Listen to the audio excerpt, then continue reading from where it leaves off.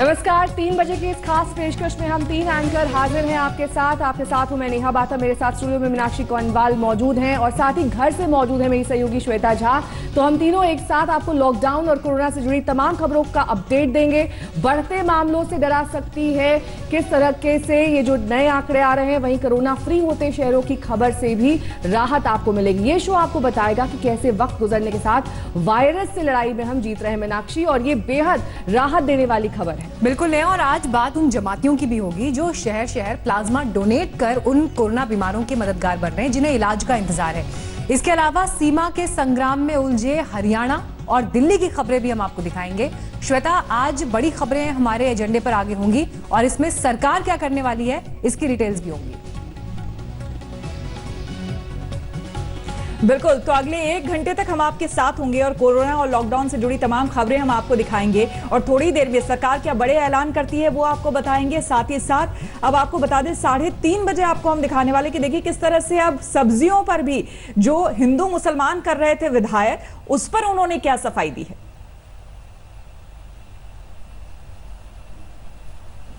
तो कोरोना पर आज देश को पॉजिटिव खबरों का डोज मिला है। देश के स्वास्थ्य मंत्री ने दावा किया है कि भारत अपनी टेस्टिंग किट डेवलप करने में लगा है। वहीं डॉक्टर हर्षवर्धन के मुताबिक मई के अंत तक, जी हां, मई के अंत तक देश में रोजाना 1 लाख टेस्ट करने की क्षमता होगी। कोरोना की दवाई बनाने पर भी काम किया जा रहा है श्वेता, और इसी तरीके से जब तक वैक्सीन नहीं आती एक लंबा संघर्ष, एक लंबी लड़ाई है श्वेता। बिल्कुल नेहा, आपने बिल्कुल सही कहा, लेकिन एक राहत की खबर कि देखिए कई जिले जो हैं अब वो कोरोना मुक्त हो गए हैं। ये वाकई बहुत ही पॉजिटिव और सकारात्मक खबर आज सुबह सुबह हमें सुनने को मिली। देखिए ये रिपोर्ट। कोरोना पर स्वास्थ्य मंत्री ने दी पॉजिटिव खबर।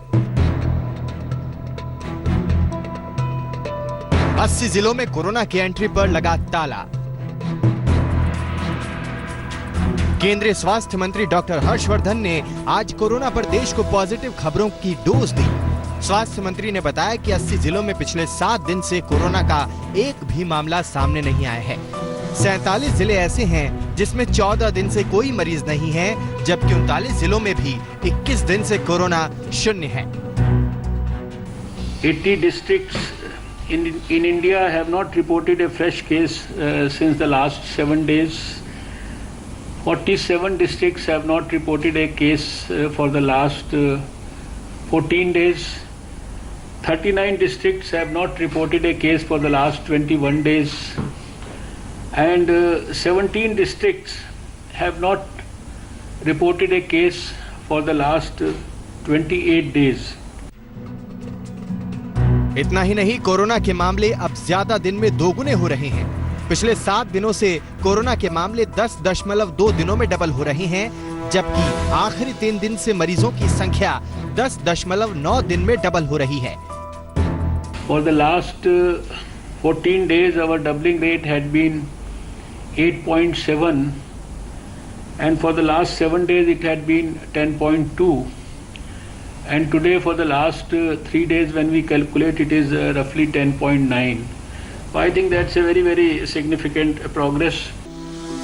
केंद्र सरकार ने बताया कि देश के 300 जिलों में कोरोना का कोई केस नहीं है, जबकि 300 जिलों में कोरोना के केस काफी कम हैं। ऐसे इलाके नॉन हॉटस्पॉट जिले हैं। कोरोना के खिलाफ जंग का मैदान वो 129 जिले हैं जो अभी भी कोरोना के हॉटस्पॉट बने हुए हैं। स्वास्थ्य मंत्री ने बताया कि देश के 16 राज्यों में पिछले 24 घंटे से कोरोना का एक भी मरीज सामने नहीं आया है। हालांकि इसके बावजूद कोरोना के कुछ आंकड़े डराने वाले हैं। पिछले 24 घंटे में 1542 मरीजों का इजाफा हुआ है। कुल केस 29,000 के पार पहुंच चुके हैं।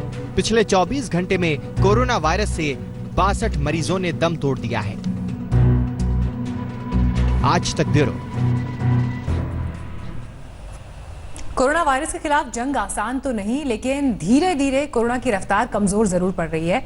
और यहाँ वायरस, लॉकडाउन और सोशल डिस्टेंसिंग के जो कदम उठाए गए हैं वायरस के खिलाफ, मुझे लगता है कि वो बहुत असरदार साबित हो रहे हैं, जिसका जिक्र प्रधानमंत्री ने भी किया।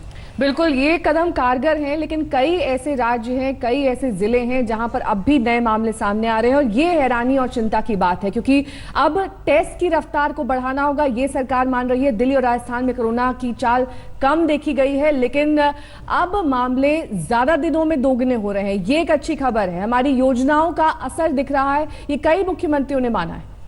श्वेता। बिल्कुल नेहा, योजनाओं का असर दिख रहा है, इसलिए नोएडा में खास करके जहां पर हम हैं, हमारा स्टूडियो है, हमारा ऑफिस है और ये जहां पर इस वक्त मैं भी हूं, वहां पर अच्छी खबर सामने ये आ रही है कि जो रेड जोन थे वो रेड जोन अब धीरे धीरे ऑरेंज जोन में बदल रहे हैं और जो ऑरेंज जोन थे अब ग्रीन जोन की तरफ वो बढ़ते हुए दिख रहे हैं। यानी कि आने वाले दिनों में लोगों को कुछ छूट मिलने की गुंजाइश है।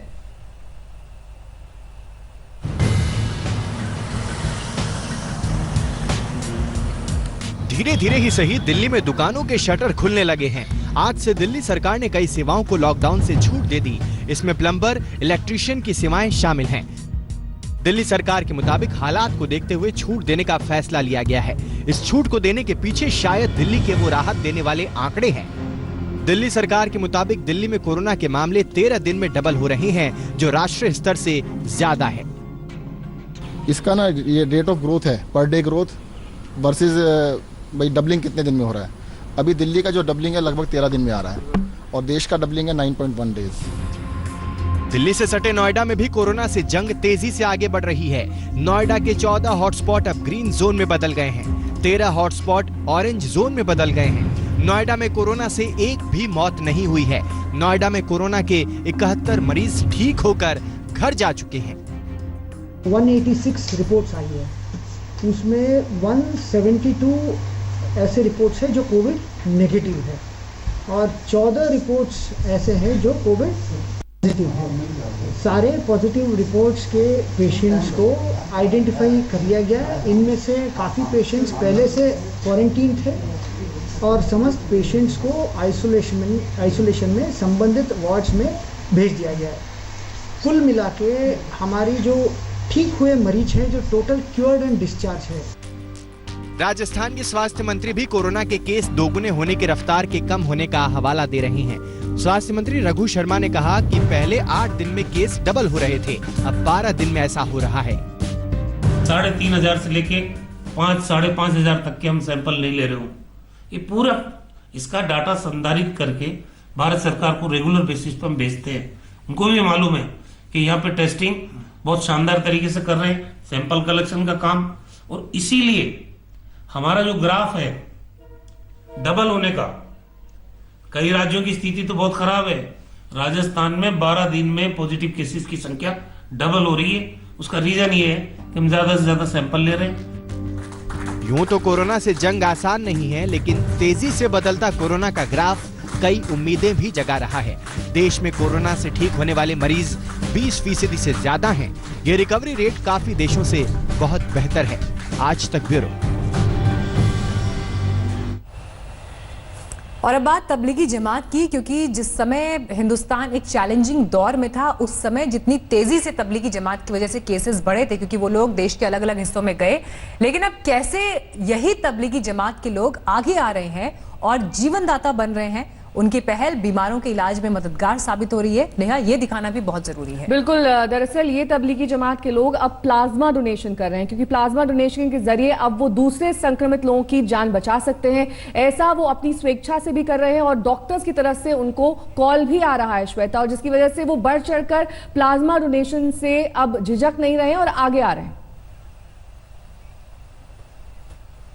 बिल्कुल, और हैरानी की बात है नेहा कि ये खबर हम बता रहे हैं लोगों को। अगर मान लीजिए यही जमाती जो है पहले ही अलर्ट हो जाते और पहले खुद ही चले जाते या तो डॉक्टर के पास या तो सेल्फ क्वारंटीन में, तो शायद ये नौबत ही नहीं आती। खैर, एक अच्छी खबर है, सकारात्मक तरीके से लेना चाहिए। अब ये तबलीगी जमात के जो लोग हैं प्लाज्मा डोनेट कर रहे हैं, इसे अपनी छवि सुधारने की कोशिश भी उनकी कह सकते हैं। लेकिन एक अच्छी खबर है, शहर शहर ये किया जा रहा है। देखिए ये रिपोर्ट।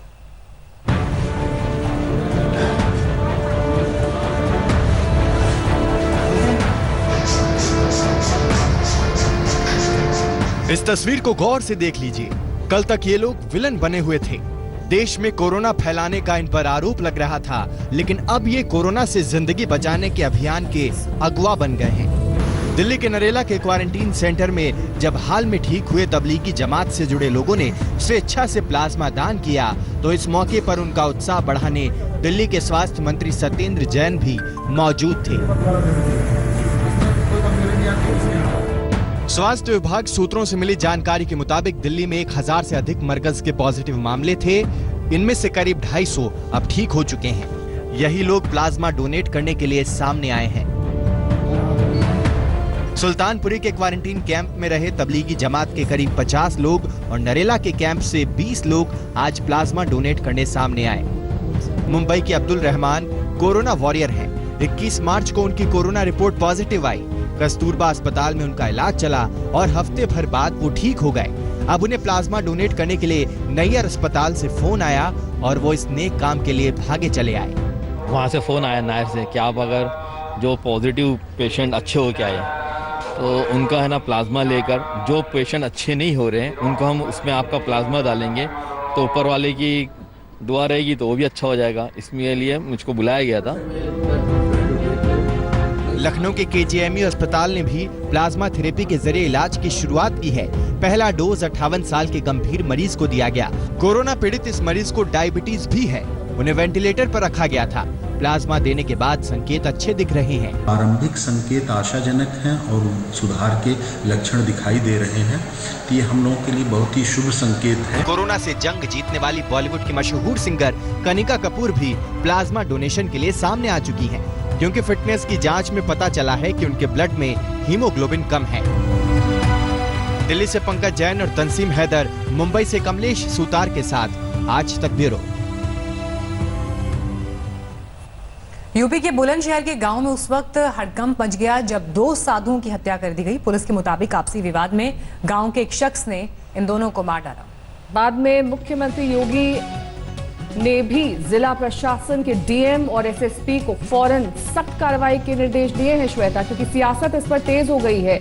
पालघर से इसे जोड़कर देखा जा रहा है। बिल्कुल पालघर से जोड़कर देखा जा रहा है। सियासत तेज हो गई है, इसलिए खुद महाराष्ट्र के मुख्यमंत्री उद्धव ठाकरे ने योगी आदित्यनाथ को फोन किया और ये कहा कि वो उनके साथ हैं और जो एक्शन महाराष्ट्र में लिया गया वही उत्तर प्रदेश में भी लिया जाए, ये कहा है उद्धव ठाकरे ने। हालांकि अभी तक की जो जांच है उसमें ये सामने आया है कि ये आपसी रंजिश का कोई मामला था, जिसके बाद एक शख्स ने इन साधुओं पर हमला किया। लेकिन एक बार फिर अब सियासत के दायरे में ये मामला आता हुआ। आज भांग के नशे में रात में किसी समय जाकर के तलवार लेकर इसके द्वारा इन दोनों बाबाओं की हत्या कर दी गई है। सुबह लोगों ने, गांव के लोगों ने इस व्यक्ति को तलवार लेकर जाते हुए देखा था। गांव के लोग इसकी तलाश में लगे हुए थे।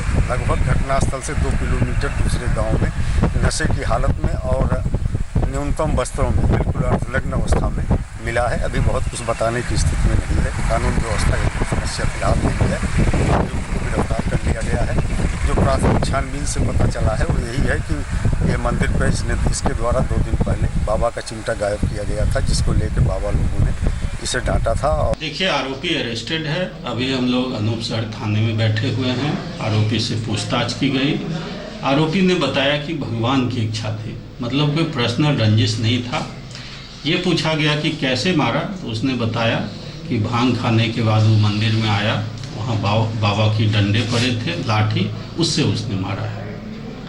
और इसको पकड़ने में गांव वालों का बहुत सहयोग रहा है। हमें लगता है गांव वाले असलियत को समझते हैं, इसलिए उन्होंने सहयोग किया है और यही कारण है कि मौके पर कानून व्यवस्था की कोई ऐसी समस्या नहीं है। इस बीच हमने पिछले कई दिन में आपको दिखाया कि कोटा में कैसे छात्रों को अलग अलग राज्यों तक पहुंचाने की कवायद तेज हो गई है। राज्य सरकारें इसकी पहल कर रही हैं, लेकिन बिहार में ऐसा होता हुआ नहीं दिखाई दे रहा और यही वजह है कि आज पटना की सड़कों पर भीड़ जमा होने लगी। सैकड़ों छात्र लॉकडाउन तोड़कर सड़क पर उतर आए, विरोध प्रदर्शन किया। दरअसल ये छात्र कोटा में फंसे छात्रों को वापस बुलाने की मांग कर रहे थे। मीनाक्षी, आपको ये भी बता दें कि इसे लेकर कुछ दिनों से कोटा में फंसे छात्र भी प्रदर्शन कर रहे हैं और उनका ये आरोप है कि जब बाकी राज्यों की सरकारें अपने छात्रों को बसों में ले गई तो फिर बिहार सरकार ने उन्हें उनके हाल पर क्यों छोड़ दिया है। हालांकि श्वेता देखिए, नीतीश सरकार अपना स्टैंड इस पर क्लियर कर चुकी है, लेकिन फिर भी छात्रों का गुस्सा सड़कों पर दिखाई दिया। जी बिल्कुल, तस्वीरें ऐसे पहले भी सामने आ गई सोशल मीडिया पर। मीनाक्षी, लगातार छात्र जो हैं ट्वीट कर लिख रहे हैं कि जब बाकी राज्यों के मुख्यमंत्री जो हैं वो अपने छात्रों को वापस बुला रहे हैं तो बिहार सरकार क्यों नहीं। लेकिन नीतीश सरकार जो है अभी केंद्र की अनुमति या फिर केंद्र क्या गाइडलाइन देती है उसका इंतजार कर रही है, उसके बाद ही वो कोई फैसला लेगी।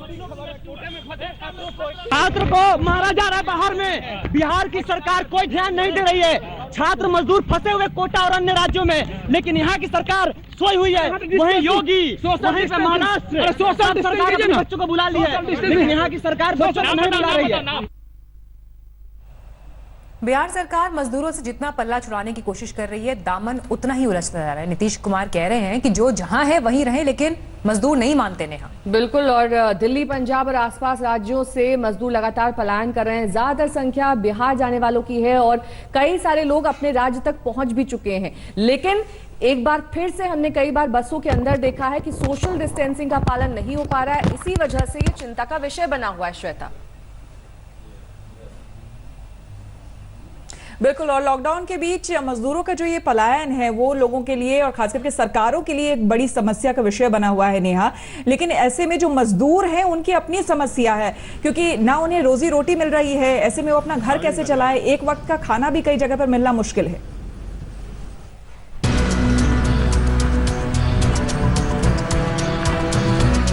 लॉकडाउन के बीच घर पहुंचने की बेताबी, पैदल नहीं अब साइकिल की सवारी। सरकार की अपील और लॉकडाउन के तमाम सख्ती के बावजूद मजदूरों का पलायन थमने का नाम नहीं ले रहा है। साइकिल पर सवार हजारों मजदूर दिल्ली और पंजाब जैसे शहरों से बिहार के लिए निकल पड़े हैं। ये तस्वीरें लखनऊ की हैं। सैकड़ों की तादाद में ऐसे लोग हैं जिन्होंने ये देख लिया कि अब उनके पास जाने का कोई रास्ता नहीं है, कोई साधन नहीं है, पैदल चलना जाना बहुत मुश्किल है। ऐसे में कुछ लोग अपनी अपनी साइकिलों से अपने गांव के लिए निकले हैं। कोई 500 किलोमीटर, कोई 1000 किलोमीटर। ऐसे में एक एक शख्स जो इस गाड़ी पर बैठा है, साइकिल पर बैठा है, 500 किलोमीटर साइकिल चला रहा है। मजदूरों का कहना है कि लॉकडाउन की वजह से रोजगार छिन चुका है और सरकारी मदद उन तक पहुंच नहीं रही है। तो आप लोग सब दिल्ली में कहाँ काम करते हैं? पपरगंज में रहते हैं। पपरगंज में? जी। किस चीज की फैक्ट्री में? फैक्ट्री में पेंट के काम करते हैं। हमारे पास खाने वाने के लिए पैसा नहीं है, सरकार जो भी दे रहे हैं हम लोग के पास पहुंच नहीं रहा है। जो है अब पता नहीं किनके पास जा रहा है, नहीं जा रहा है। मेरे पास तो खाने के लिए पैसा है नहीं, तो हम लोग क्या कर सकते हैं इसमें। ये मजदूर दिल्ली से 4 दिन का सफर करने के बाद लखनऊ पहुंचे हैं, लेकिन मंजिल अभी दूर है और रास्ता मुश्किल। रोड के हाईवे पे जो होता है ना, हाईवे इमरजेंसी सेवा जो बनाया तो पुल के पास हो जाते हैं हम लोग, बारिश में पुल के नीचे सो जाते हैं। खाने पीने का कैसे हो रहा है? खाने पीने का अपना कुछ खरीद लेते हैं, या कोई जैसे रास्ता में आते हैं ना तो वहाँ पे लंगर खुला था उनका, जय गुरुदेव जी का, तो वहाँ से खिला भी दिए और दे भी दिए कि लेते जाओ बेटे आगे खा लेना। साइकिल पर घर की तरफ दौड़ लगा रहे इन मजदूरों में ज्यादातर संख्या बिहार की ओर जाने वाले मजदूरों की है। दूसरे राज्यों में फंसे मजदूरों को लेकर बिहार सरकार पल्ला झाड़ चुकी है, लेकिन मजदूरों का हौसला कम नहीं हुआ। कुमार अभिषेक, लखनऊ, आज तक।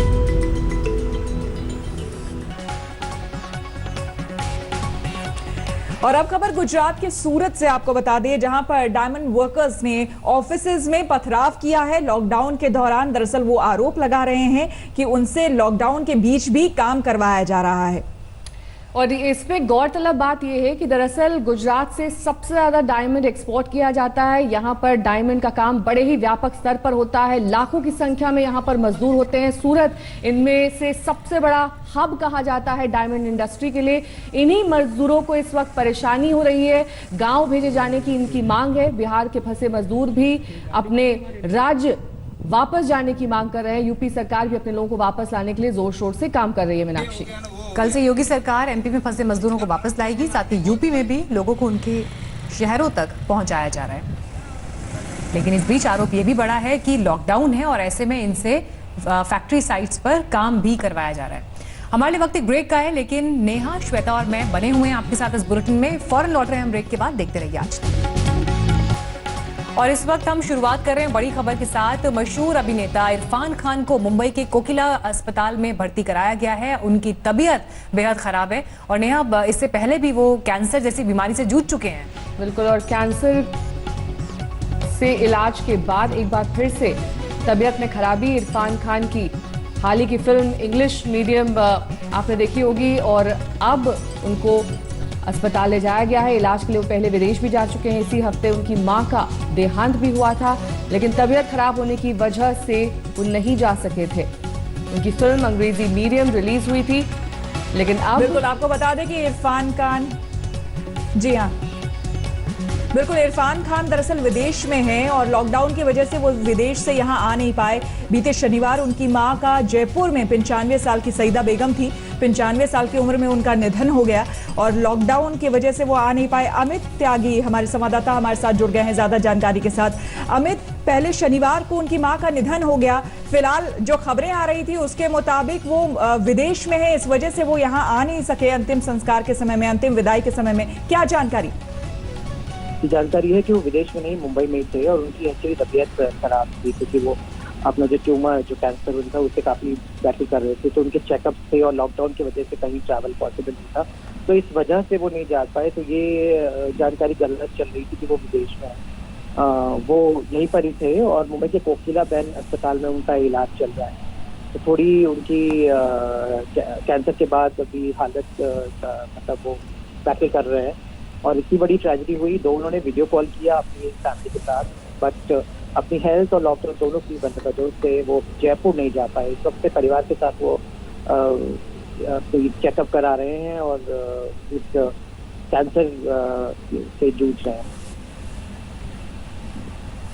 ठीक है, बहुत बहुत शुक्रिया अमित इस तमाम जानकारी के लिए आपका। यूपी के देवरिया की खबर का अब रुख करेंगे, जहां पर बीजेपी विधायक सुरेश तिवारी हिंदू मुसलमान कोरोना संकट के बीच ये राग अलापते हुए दिखाई दिए। उन्होंने सब्जियों में भी मजहब तलाश लिया है मीनाक्षी, और देखिए किस तरह से उनके ये जहर भरे बोल दिखाई दे रहे हैं। देवरिया की बरहस सीट से विधायक हैं और एक वीडियो उनका वायरल हो रहा है जिसे 4 से 5 दिन पुराना बताया जा रहा है, लेकिन खास धर्म के लोगों से खरीदारी ना करें, ऐसी हिदायत वो जो लोग उनके पास खड़े हैं श्वेता, उन्हें ऐसी हिदायत दे रहे हैं।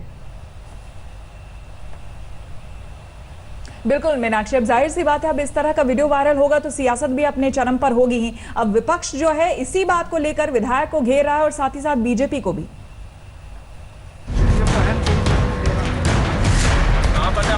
कोरोना से लोगों को बचाने के लिए केंद्र से लेकर तमाम राज्य सरकारें अपने अपने स्तर पर रणनीति बना रही हैं, दिशा निर्देश दे रही हैं, लेकिन यूपी के देवरिया से बीजेपी विधायक सुरेश तिवारी कोरोना से बचने का एकदम नायाब फॉर्मूला लेकर सामने आए हैं। मैं सबको बोल रहा हूँ ओपन में, कोई भी मियां के यहाँ से सब्जी नहीं लेना। महामारी के इस भयानक दौर में देश में पहले ही बीमारों की धार्मिक पहचान को लेकर बवाल छिड़ा हुआ है। ऐसे में बीजेपी विधायक का ये बयान आग में घी डालने जैसा है। विपक्षी पार्टियां सुरेश तिवारी पर देशद्रोह का मुकदमा चलाने की मांग कर रही हैं, तो बीजेपी खुद इस मुद्दे पर बैकफुट पर है। ऐसे समय में जब देश कोरोना महामारी से एक युद्ध लड़ रहा है, कोई सांप्रदायिक विभाजन की बात करे ये ठीक नहीं है। किसी भी व्यक्ति को कोई सामान कहां से खरीदना है ये उसकी मर्जी पर निर्भर करता है। सांप्रदायिक आधार पर अगर कोई बहिष्कार की अपील करता है तो ये समाज में विभाजन के खतरे उत्पन्न करता है और ऐसी किसी भी बात से पूरी तरह से परहेज किया जाना चाहिए। महज सत्ता पाने के लिए महज राजनीति कर रहे हैं समाज के अंदर में। जिस समय समाज पूरे कोरोना वायरस जैसी बीमारी से जूझ रहा हो, जरूरत है हमें एक साथ आके इससे लड़ने की, तो आप समाज को तोड़ने की बात कर रहे हो। सुरेश तिवारी जैसे लोगों पे देशद्रोह का मुकदमा होना चाहिए, जो देश तोड़ने की बात करते हैं, नफरत फैलाना चाहते हैं समाज के अंदर में। ऐसे लोगों के ऊपर में FIR होनी चाहिए, इनको जेल भेज देना चाहिए। ये भी सच है कि इस मुश्किल वक्त में कुछ लोगों की घटिया हरकतों ने पूरी आबादी को दहशत में डाल दिया। कुछ करतूतें जो खुल्लम खुल्ला धर्म और जिहाद के नाम पर की गईं, लेकिन ये सब लोग अपनी अपनी करतूतों की सजा भुगत रहे हैं और चंद लोगों के गुनाहों के लिए पूरे समुदाय पर तोहमत मढ़ देना कहाँ की समझदारी है। संघ प्रमुख मोहन भागवत भी यही बात कह चुके हैं। जिस प्रकार इस कोरोना के बीमारी का फैलाव अपने देश में हुआ है, उसमें एक कारण यह भी है, परंतु दो बातें ध्यान में रखनी चाहिए। जैसे इन सब का पालन सकारात्मक भाव से करना, इस पर क्रोध नहीं करना, इससे डर नहीं मन में रखना, वैसे अगर किसी ने भयवश या क्रोधवश कुछ उल्टा सीधा कर दिया तो उस सारे समूह को ही एक माप में लपेटकर उससे दूरी बनाना, ये भी ठीक नहीं।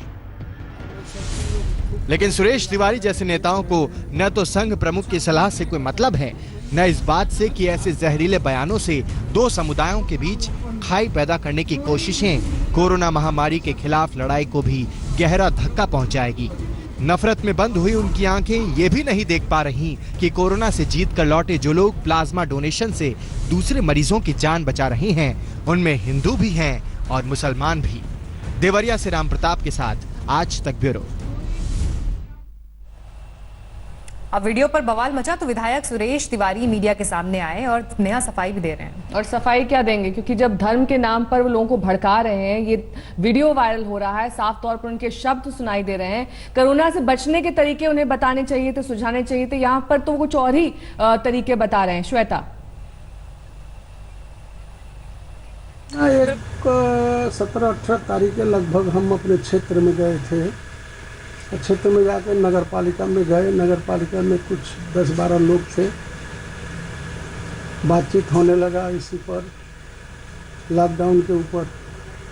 तो हमारे पास समस्या आई जनता का कि सर ये लोग जो सब्जी वब्जी बेच रहे हैं, मियाँ लोग, वो थूक लगा दे रहे हैं, थूक दे रहे हैं और वैसा बेचते हैं।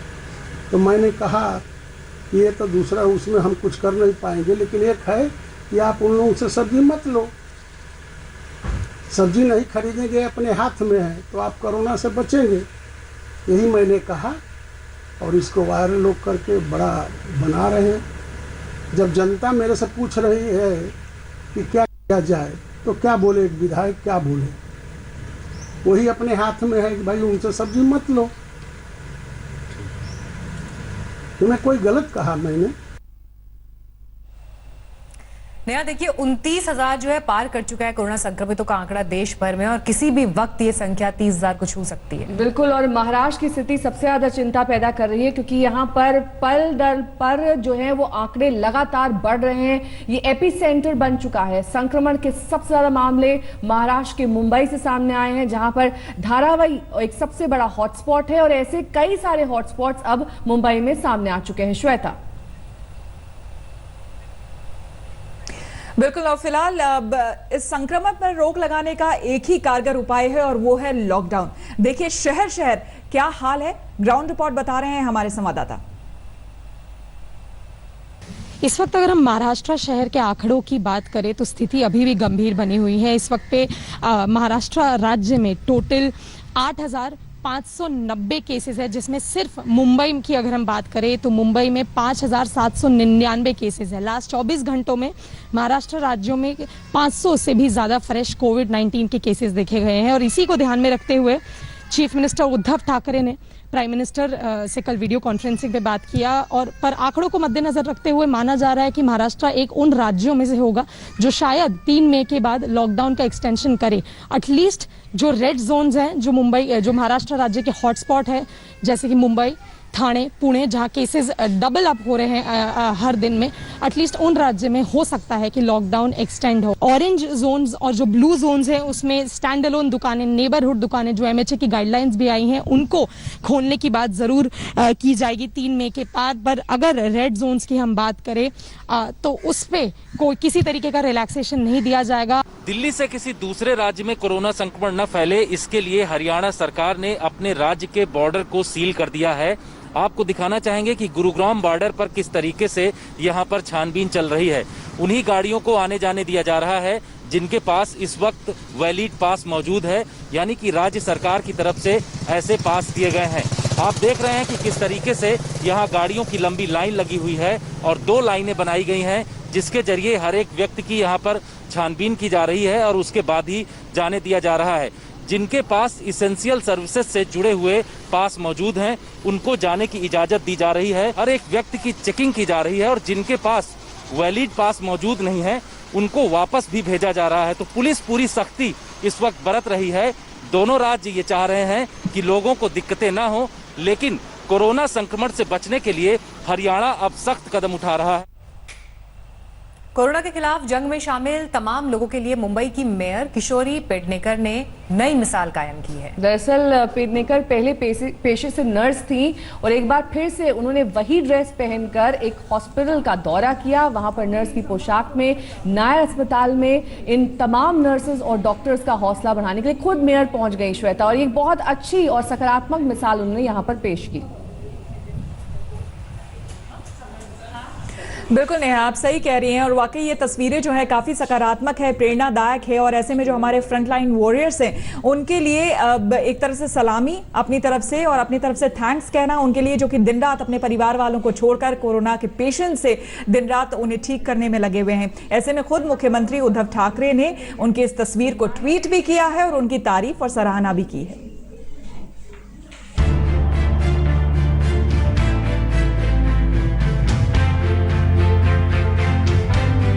इसे कहते हैं कर्तव्य की पुकार पर जंग मैदान में उतर पड़ना। इसे कहते हैं निजी सुख दुख की परवाह किए बगैर अपनी जनता के प्रति फर्ज को निभाना। अस्पताल परिसर में नर्स की पोशाक में महिला कोई आम नर्स नहीं है, ये मुंबई की मेयर किशोरी पेडनेकर हैं। मुंबई की मेयर बनने से पहले किशोरी पेडनेकर पहले बीएमसी के अस्पताल में नर्स थी, लेकिन जब उन्होंने देखा कि कोरोना से जूझते मुंबई शहर में मेडिकल स्टाफ को बचाने के लिए दिन रात एक किए हुए हैं, उन्होंने वर्षों पहले उतारी नर्स की पोशाक फिर से पहन ली और पहुंच गई नायर अस्पताल। नायर हॉस्पिटल में जो हमारे सेकेंड ईयर और थर्ड ईयर और जो नर्सेस है स्टूडेंट, उनको मोटिवेट करने के लिए मैं गई थी। नायर हॉस्पिटल में प्लाज्मा प्रोसेस और जो मशीनें उसको देखने को मैं गई थी। मैं मुंबई की फर्स्ट सिटीजन हूँ, मेरा अच्छे काम के लिए जैसे मैं आगे रहती हूँ, तो ये युद्धजनित परिस्थिति में भी मैं आगे रहना चाहिए। मैं नर्स का काम कर चुकी है और मैंने वो काम किया है। मेरा काम का तजुर्बा हमारे मुंबई के जनता के लिए, नागरिकों के लिए आता है, तो मैंने खुद ने बोला है कि मैं काम करने के लिए रेडी हूँ। नायर अस्पताल में किशोरी पेडनेकर ने नर्सों से बातचीत की और उनका उत्साह बढ़ाया। नर्स की पोशाक में किशोरी पेडनेकर की तस्वीर देखते ही देखते सोशल मीडिया पर वायरल हो गई। पिछले हफ्ते पहले किशोरी पेडनेकर को खुद को क्वारंटीन करना पड़ा क्योंकि उनका इंटरव्यू लेने वाला पत्रकार कोरोना पॉजिटिव पाया गया। बाद में टेस्ट कराने पर वो नेगेटिव पाई गयी। मुंबई में कोरोना के बढ़ते मामलों को लेकर कुछ दिन पहले तक वो अपने विरोधियों के निशाने पर थी, लेकिन किशोरी पेडनेकर के इस कदम ने सबको उनका मुरीद बना दिया है। कमलेश सुतार, मुंबई, आज तक। संकट की इस घड़ी में ऐसे ही लोगों की पूरे समाज को जरूरत है और हम तारीफ भी करते हैं इस बात की। तो हम तीनों एंकर्स की तरफ से इस खास बुलेटिन में फिलहाल इतना ही। कल फिर आपसे रूबरू होंगे और तमाम लॉकडाउन और कोरोना से जुड़े अपडेट्स आपको हम देंगे। फिलहाल रुकेंगे ब्रेक के लिए। देश दुनिया की तमाम खबरों के लिए देखते रहिए आज तक। नमस्कार, मैं हूं अंजना ओम कश्यप। हमें उम्मीद है ये वीडियो आपको पसंद आया होगा। लेटेस्ट खबरों के लिए यूं ही देखते रहिए आज तक और इस वीडियो के पसंद आने पर लाइक, शेयर एंड सब्सक्राइब करना ना भूलें।